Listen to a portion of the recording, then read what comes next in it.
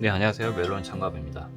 오늘은 이 책에 대해서 좀 말해볼까 합니다. 국가는 왜 실패하는가? 이 책은 이제 좁은 회랑이라는 책을 작년인가 나왔는데, 좁은 회랑이라는 책을 쓴 분들의 전작이에요. 게런 아스모글루가 경제학과 교수이고, 제임스 A 로빈슨이 정치학과 교수일 거예요. 경제 전문가와 정치 전문가가 뭉쳐서 책을 쓴 겁니다. 핵심 테마는 세계의 경제적 불평등은 어디서 비롯되는가에 대해서 한 권 내내 살펴보고 있는 책이에요. 2012년도에 나온 책인데, 이 책에서 가장 처음에 나오는 그 예시가 노갈레스라는 도시가 나오는데, 여기입니다. 이게 노갈레스가 여기예요. 북부 노갈레스는 미국 소속이고, 남부 노갈레스는 멕시코 소속입니다. 국경선을 사이에 두고 이렇게 다르다. 온주민 인디언들이 살고 있던 같은 혈통이었고, 거의 같은 문화권이었어요. 국경이 갈라지기 전에.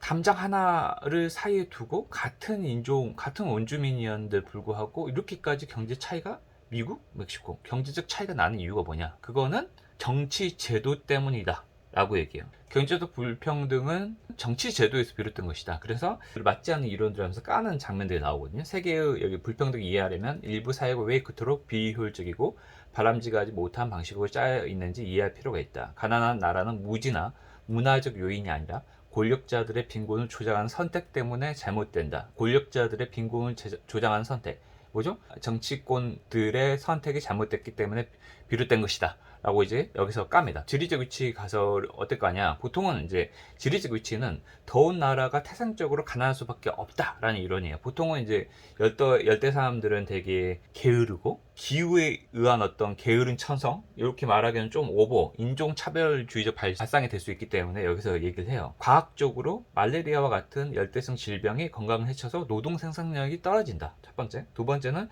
열대 토양 자체가 농업 생산력을 떨어뜨린다 라고 강조해. 의견 맞는 것 같은데? 라고 하지만 결국에는 예전에 우리 남아프리카의 그 스페인이나 그 유럽 국가들이 식민지 정벌 하러 가기 전에 고대 문명 중에 잉카와 아즈텍 문명들이 아주 발달되어 있다. 그 당시에 유럽보다도 훨씬 문명이 발달되어 있었고, 훨씬 경제적으로 우월하게 잘 살았다는 거죠.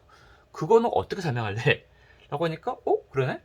그래서 열대 지리적 위치에 따라서 이렇게 하는 것을 엄청 까요. 두 번째, 제러드 다이아몬드, 청교세로 되게 유명한 제러드 다이아몬드 이론 어떡하는데, 청교세 이 책을 엄청 깝니다. 이 책의 핵심이 인간이 재배할 수 있는 식물, 그 다음에 기를 수 있는 가축이 많이 발견되어 있는 지역들이 보통 농경 문화가 빨리 정착이 됐고 문명이 빨리 발달될 수밖에 없었다라고 주장하는데, 여기서 보면 그래서 야생 소와 돼지, 그러니까 이제 가축화된 소와 돼지들의 역사적 분포를 얘기해요. 그다음에 여기 아시아 지역이, 인도, 지금 잘 못 사는 동남아 지역이 다 포함되어 있죠. 아프리카는 설명이 된다 이거죠. 근데 지금 잘 못 사고 있는 인도나 동남아 이쪽 지역은 어떻게 설명할 거니? 설명 안 된다 이거죠. 근데 그 다음에 문화적 요인 가설을 주장합니다. 문화적 요인 가설은 뭐냐면, 예전에 우리 어렸을 때 책 서점가에 가보면 공자가 우리나라를 죽였다, 이런, 아니면 오히려 공자가 우리나라 살렸다, 이거 그런 책들이 유행했을 때가 있거든요. 이 책이 뭐냐면, 그런 책들이 대표적으로 문화적 요인 가설이라는 거죠. 그러니까 막스 베버의 프로테스탄트적 윤리가 유럽을 부상하게 만들었던 핵심 역할을 했다라는 거죠. 그게 청교도 윤리거든요. 칼뱅의 직업 소명설이 유럽을 부유하게 만들었죠. 직업 소명설이 뭐죠? 하나님, 우리가 각자가 일하고 있는 그런 직업들이 다 하나님의 부름에 의한 직업이다. 그 하나하나 직업의 기준이 없고, 그게 바로 천국에 갈 수 있는 지름길이다 라고 하는 거죠. 그래서 근대 유럽을 되게 부국하게 만들었던 핵심 요인이다. 라틴 아메리카 사람들이 태생적으로 난벽이 있고 영원히 부자가 되지 못할 거라고 믿는 일들이 되게 많이 있다. 그 다음에 이베리아 반도, 스페인이나 포르투갈 반도 이쪽에 보면 만하냐, 내일이란 뜻, 그 다음에 오늘 할 일을 내일로 미룬다는 그런 문화의 부작용이라고 지적하기도 하고, 여기 은근 들어보면은 은근히 되게 맞는 것 같은데?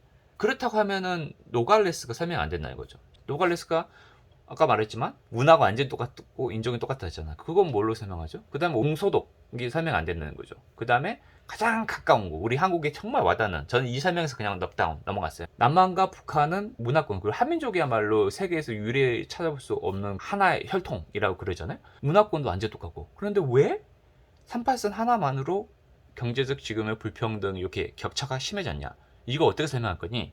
라고 했을 때 자기는, 이 책의 핵심은 결국엔 그래서 정치다 권력자, 정치 권력자들이 그런 자본주의, 그러니까 자유 경쟁 시스템을 허락해주는 시스템을 용인해줘야 된다는 거죠. 그래서 미국의 하나 예를 내는데, 에디슨은 살았을 때 미국 권력자들이 특허권을 인정해주는 제도를 위반함으로써 개인한테 발명을 하라는 인센티브를 줬다는 거죠. 그래서 사람들은 예전에 골드러시처럼 우리가 되게, 저도 이렇게 유튜브를 왜 이렇게 열심히 만들어요? 제도가 뒷받침되는 거거든요. 이 책의 논리에 따르면 사람들은 내가 이걸 만들면은 저한테 인센티브가 주어지잖아요. 에디슨도 똑같았다. 에디슨 시대도 똑같았다 이거죠. 에디슨한테 자기가 발명품 만들면 특허권이 주어지고, 이 특허권을 기반으로 해서 이 기술을 사용하게 되면 발명을 했던 그 사람한테 돈이 엄청나게 들어오잖아요. 그 유인책을 만들어줬기 때문에 사람들이 더 열심히 일했다 이거죠. 요거 딱 보면은 그냥 나옵니다. 그 대낮같이 밝은 남한의 밤과 칠흑 같은 북한의 어둠. 100년이 안 된 시간에 이렇게까지 경제적 차이가 나아진 이유가 뭘까?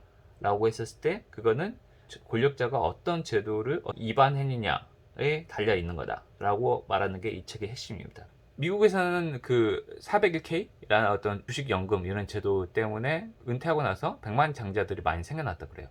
주식시장에 유인된 돈을 통해서 크게 성공한 IT 기업들도 많이 발생을 하고, 이제 선순환 구조를 이미 만들어놨다는 거죠. 인센티브. 선순환 구조인데 한국은 둘 다 안 된다는 거죠. 일단 주식시장에서 자금 조달 자체가 힘들고, 두 번째로 우리가 30년, 40년 그 직장 다니면서 주식에 계속해서 투자를 하니까 억만장자가 됐다라고 하는 케이스 한 명이라 들어봤어요? 못 봤죠. 단 한 명, 전 주위에서 한 명도 못 봤거든요. 이런 선순환이 아예 없기 때문에 정부가 앞장서서 그런 제도를 만들어줘야 된다. 정부가. 이 책에서 말하고 있는 핵심 바로 그거라 생각해요. 권력자들이 사회 구성원들에게 어떤 제도를 통해서 어떤 메시지를 전해주냐에 따라서 경제는 언제든지 또 바뀔 수 있다라는 것을 알려주고 있는 책이에요. 아직 한 절반 정도밖에 못 읽었지만 상당히 재밌게 읽고 있어요. 그래서 좀 다 읽고 전체 리뷰를 다시 한번 해드리도록 하겠습니다. 오늘도 여기까지 들으신 여러분 정말 감사하고 항상 행복하시기 바랍니다. 감사합니다.